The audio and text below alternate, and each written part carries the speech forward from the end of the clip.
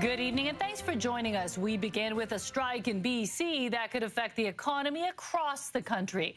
Businesses and Canadians waiting for goods that are stuck at the port will have to wait longer. The longshore workers' strike is now in its fourth day with billions of dollars in shipments in limbo. CTV's Ben Nesbitt is live at a picket line in East Vancouver. Ben, it appears the two sides are still far apart. Mi-jung, they negotiated through the weekend and into yesterday, reportedly for dozens of hours, but did not reach an agreement.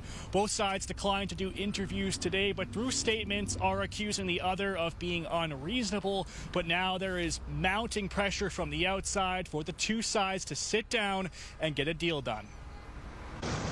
Stuck at a standstill. Hundreds of millions of dollars worth of goods sitting at Canada's largest port. For the fourth straight day, those responsible for loading and unloading them are off the job and on the picket lines. Each day costs the Canadian economy $1 billion. So it's a very significant contribution.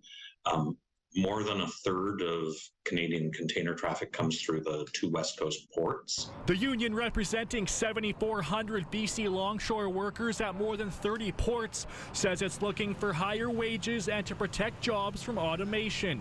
The BC Maritime Employers Association says the union is asking for too much money, saying last year the median salary of a union longshore worker was $136,000. That really affects the business. Ed Habley is one of several Canadian business owners now feeling the strain of the strike. As we speak, we have a shipment arriving, and we really need it.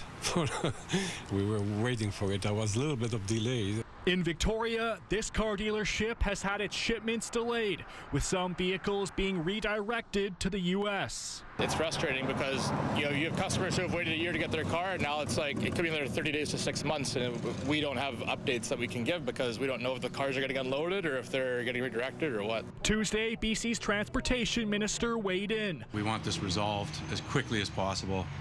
And the way to do that is at the bargaining table. Alberta Premier Danielle Smith also sharing her concerns. This strike action has the potential to cause substantial economic harm on families and businesses across Canada, including here in Alberta. We urge the federal government to work with all parties to ensure a rapid resolution to the dispute. There's been calls for federal Labour Minister Seamus O'Regan to enforce back-to-work legislation.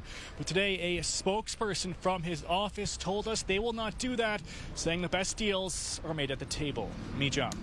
Ben Nesbitt reporting live for us from East Vancouver. Thanks, Ben.